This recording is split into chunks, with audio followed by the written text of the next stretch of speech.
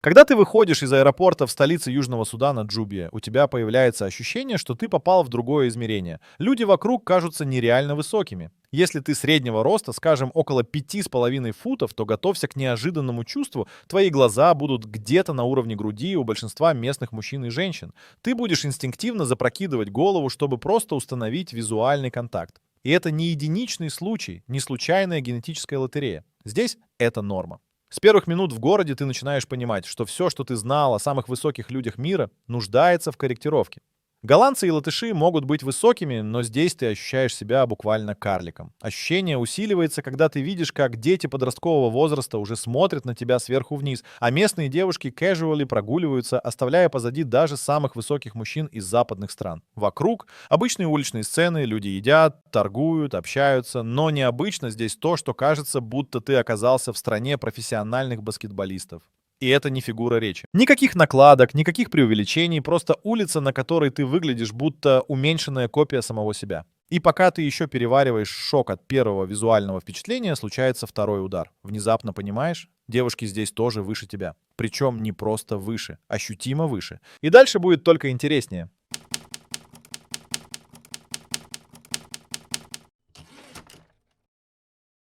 Ты стоишь рядом с девушкой, которая, казалось бы, не выделяется из толпы. Она спокойно общается, шутит, улыбается. Но потом ты узнаешь интересный факт. Она самая низкая в своей семье.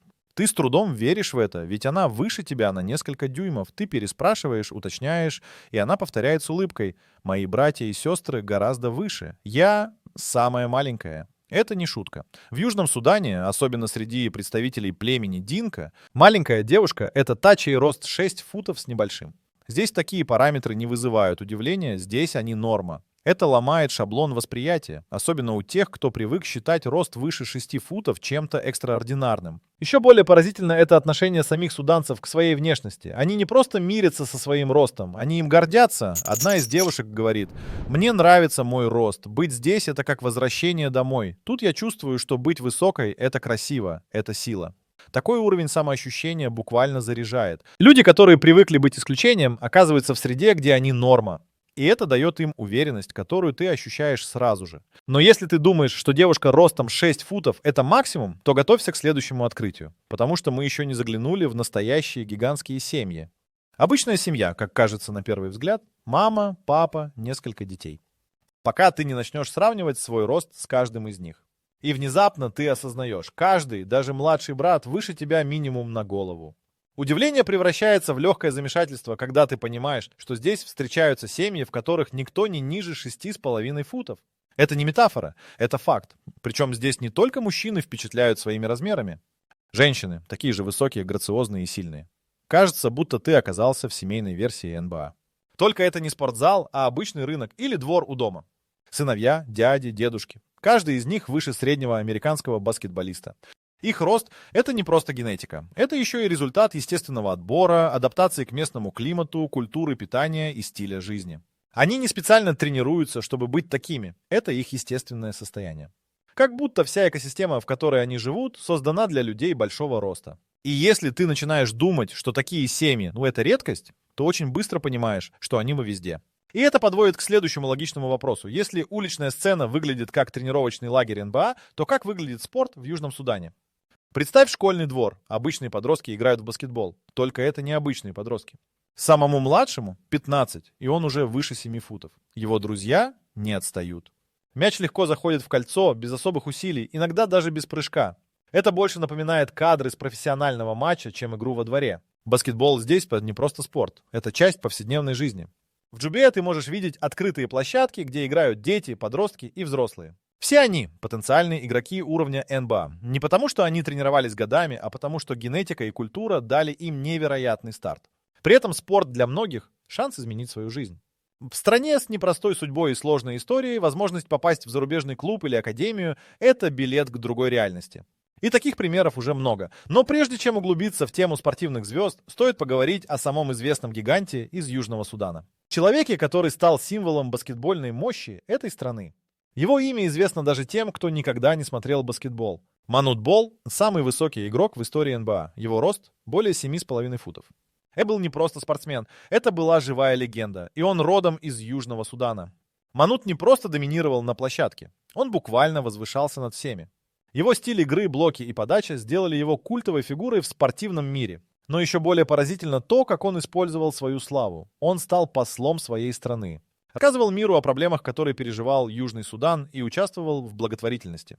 История Манута — это история того, как уникальный рост, данная природой особенность, может изменить не только жизнь одного человека, но и дать голос целой нации. Благодаря ему тысячи людей по всему миру впервые услышали о народе Динка, о стране, где быть высоким — это не исключение, а повседневность. Но не только Манутом славится Южный Судан. Самое интересное — это то, почему вообще люди здесь такие высокие. Настоящие причины куда глубже, чем кажется на первый взгляд. Вопрос, который мучает любого иностранца после пары дней в Южном Судане. Как так вышло, что здесь живут самые высокие люди на планете? Ответ кроется не в мистике, не в секрете воды или суперпродукте, а в биологии и климате. Существует научная теория, связанная с законом Аллена, которая гласит: в жарком климате животные и люди эволюционируют с более длинными конечностями, чтобы легче рассеивать тепло. Южный Судан находится в самом сердце тропической Африки. Жарко, влажно. Почти нет сезонов, как в Европе или Америке. В таких условиях высокое, стройное тело с длинными ногами и руками не просто красиво, а выгодно. Оно помогает лучше охлаждаться, легче переносить жару, быть выносливее. Добавь к этому физическую активность, постоянное движение, натуральное питание, отсутствие processed food, и получится формула идеального физического развития. И она работает. Поколения людей здесь передавали эти черты своим детям. Не как спортивный выбор, а как результат естественного отбора. Но и это еще не все, потому что причина высокого роста не только климат. Важно понять, кто именно живет в этих землях. Пора познакомиться с народом, который определяет генетическую карту страны. Если ты слышал об удивительно высоких людях Южного Судана, то, скорее всего, речь шла о народе Динка. Это крупнейшее этническое сообщество в стране, и именно они поражают своей внешностью. Высокий рост, тонкие черты лица, длинные шеи и ноги, почти модельная пропорциональность. Динка живут вдоль берегов Нила, в районах, где вода обеспечивает все, от урожая до быта. Они традиционно занимаются скотоводством, особенно почитают коров и ведут относительно простой, но самобытный образ жизни. Культура тесно связана с природой и циклами Земли. Что особенно важно, у народа Динка высокая вариативность роста не только среди мужчин, но и среди женщин. Здесь часто встречаются девушки выше 6,5 футов, и это не вызывает у местных ни удивления, ни восторга. Это обычная вещь. Динка известны своей гордостью и достоинством. Они не стремятся покинуть родные земли ради славы. Их рост — часть их идентичности, но они не делают из этого шоу. И как бы ни был поражен, гости страны Динка остаются спокойными, сдержанными и невероятно гостеприимными. Но жизнь среди великанов не такая простая, как может показаться. Особенно, когда дело доходит до повседневных вещей. Быть высоким — это круто. До тех пор, пока не нужно найти себе джинсы, или рубашку, или сесть в машину, или просто пройти в дверь. В Южном Судане эти трудности — повседневность. Большинство магазинов завозят одежду стандартных размеров. А стандарт здесь — это минимум на 6 дюймов ниже, чем у местных жителей. Многие вынуждены шить одежду на заказ. Или покупать футболки, которые сидят как кроп-топы. Брюки, которые заканчиваются чуть выше щиколотки, тоже нормальная ситуация. С обувью все еще сложнее. Люди с 12 и выше размером ноги практически не имеют выбора. Особенно женщины, которым сложно найти даже базовые модели для повседневной носки. Та же история с мебелью. Стулья, кровати, диваны. Все кажется миниатюрным. Многие семьи делают мебель вручную, под себя. В машинах приходится сдвигать сиденье до упора назад, а голова все равно почти упирается в потолок. Но при всем этом местные не жалуются. Это просто часть жизни. Быть высоким здесь значит подстраивать под себя мир, потому что сам ты под него не подстраиваешься. Особенно, когда речь заходит о такой важной теме, как еда. А здесь под свои очень неожиданные традиции. Если ты оказался в Южном Судане в полдень и ищешь, где пообедать, удивишься. Большинство местных в это время даже не думают о еде, у них не принято есть днем. Настоящая трапеза начинается только после захода солнца, когда жара спадает, собирается семья и разжигается огонь. Ночная еда — это еда — это не просто ужин, это ритуал. Вокруг костра жарится мясо, особенно любят копченое или сушеное. Часто подают рыбу, свежие фрукты и корнеплоды. Кухня здесь простая, но сытная. Используют то, что дала природа: манго, маниок, кукуруза, проса. Особенное отношение к говядине. Несмотря на то, что коровы здесь обычное явление, их почти не едят. Почему? Потому что корова — это валюта. Символ богатства, статус в обществе, приданое. Мужчина, желающий жениться, должен отдать за невесту несколько сотен коров. Иногда до 3 сотен. Поэтому мясо коров почти не едят. Это все равно, что съесть несколько тысяч долларов. Именно поэтому рацион местных уникален. Много рыбы, птицы, фруктов и почти никакой говядины. Этот факт, кстати, еще один вклад в их феноменальную физику. Но если тебе кажется, что они живут строго, тебе стоит узнать, насколько богатой и сложной у них система ценностей. В Южном Судане корова важнее банкноты. Если ты хочешь жениться, покупаешь не кольцо, а собираешь стадо. Брак это, брак это не просто любовь, да, это альянс между семьями. И корова — его валюта. Местные шутят: если у тебя нет коров, у тебя нет будущего. Система приданого выглядит невероятно для западного человека. За невесту может потребоваться от 100 до 300 коров. И это не символика. Их реально приводят, показывают, передают. Процесс сопровождается торжественными церемониями, песнями, танцами и переговорами. Но даже вне брака коровы, но это все. Их дарят на праздники, передают по наследству, берегут как главную ценность. Деньги — это инструмент. Коровы — это статус. В этом смысле Южный Судан — это одна из немногих стран, где материальное благополучие все еще измеряется не банковским счетом, а весом скота. И именно такие уникальные традиции делают народ Динка не только самым высоким, но и одним из самых аутентичных на планете. А вот как в этой системе живут женщины — тема куда интереснее, чем кажется на первый взгляд. Когда впервые видишь женщин из народа Динка, создается ощущение, что они будто сошли с обложки модного журнала. Высокие, с изящными длинными руками, уверенные и независимые. Но за этой внешностью гораздо больше, чем просто эффектная генетика. В Южном Судане женщины играют важную, но тонко сбалансированную роль в обществе. С одной стороны, здесь патриархальные традиции. Мужчины принимают решения, ведут переговоры, управляют хозяйством. Но с другой, именно женщины держат на себе повседневную жизнь. Они ухаживают за скотом, готовят еду, воспитывают детей и хранят культурные ритуалы. Их вклад огромен, хоть и не всегда заметен со стороны. Особое внимание уделяется красоте и уходу за собой. Женщины здесь не пользуются западной косметикой, но у них есть свои секреты – масла, пепел, травы. Некоторые даже украшают кожу узорами, оставшимися от ритуальных надрезов. Это часть идентичности и гордости. Интересно, что в последние годы все больше девушек получают образование, участвуют в социальных инициативах, работают в медиа и даже политике. Женская сила в Южном Судане не кричащая, а спокойная и глубокая. Но при этом очень заметная, особенно если ты начинаешь понимать, как устроена вся система. И все же, несмотря на эту силу и красоту, ты редко услышишь о них в мировых медиа. Почему? Ответ не самый очевидный. В мире, где все привыкли к ярким заголовкам, Южный Судан остается в тени. О нем редко говорят, а если и говорят, то в контексте войны, голода или беженцев. В западных медиа больше внимания достается соседним странам, например, племени Маасай в Кении. И это вызывает вопрос, почему народ Динка при всей своей феноменальности практически неизвестен за пределами Африки. Одна из причин — изоляция. Южный Судан долгое время был закрыт из-за политических конфликтов. В стране нет развитой туристической инфраструктуры, а многие регионы остаются труднодоступными. Мировые бренды сюда не добираются, крупных съемок не проводят. Здесь просто физически мало камер, чтобы показать миру, кто живет на этих землях. Кроме того, сами суданцы народ скромный, они не стремятся попасть в ТикТок или Инстаграм, не выкладывают видео на Ютубе ради хайпа. Им ближе реальность, чем виртуальность. Многие вообще не пользуются соцсетями, но ситуация меняется. Появляются активисты, блогеры, спортсмены, которые открывают миру Южный Судан. И если кто-то действительно сможет громко заявить о себе, то это будут молодые баскетболисты, которые уже шокируют мир своей физикой. Когда ты видишь, как 15-летний парень без особого напряжения забивает мяч в кольцо, ты понимаешь, здесь баскетбол — это не просто игра. Это шанс. Шанс вырваться за пределы страны, получить образование, построить карьеру, изменить жизнь своей семьи. В Джубе и других городах начали появляться баскетбольные академии. Часто их спонсируют диаспоры за границей или международные организации. Занятия проходят на открытых площадках, условия скромные, но уровень высокий. Потому что у ребят здесь есть главное — невероятные природные данные. Пример Манута Бола вдохновляет многих. Его путь из деревни в НБА стал легендой. Сегодня все больше молодых суданцев едут в Америку, поступают в колледжи, играют в лиги. Среди скаутов НБА уже давно ходит негласное правило: если хочешь найти будущую звезду, поезжай в Южный Судан. Но даже те, кто не попадает в большие клубы, продолжают играть. Для них это не просто спорт, это способ самовыражения, дисциплины, уверенности в себе. А еще это помимо, что это редкий момент, когда они чувствуют, что их рост — это преимущество, а не социальная трудность. Однако спортивные мечты не отменяют реалий. Страна все еще сталкивается с вызовами, которые бросают тень на повседневную жизнь. Южный Судан — одна из самых молодых стран мира. Он получил независимость лишь в начале 2000-х. И почти сразу погрузился в череду конфликтов. Политические разногласия, этнические столкновения, нехватка ресурсов. Это оставило след в сознании людей и в том, как они строят свою жизнь. Большинство семей здесь пережили хотя бы один период вынужденного переселения. Кто-то терял дом, кто-то родственников. Люди научились быть выносливыми не только физически, но и морально. И это, пожалуй, еще одна причина, почему они производят такое сильное впечатление.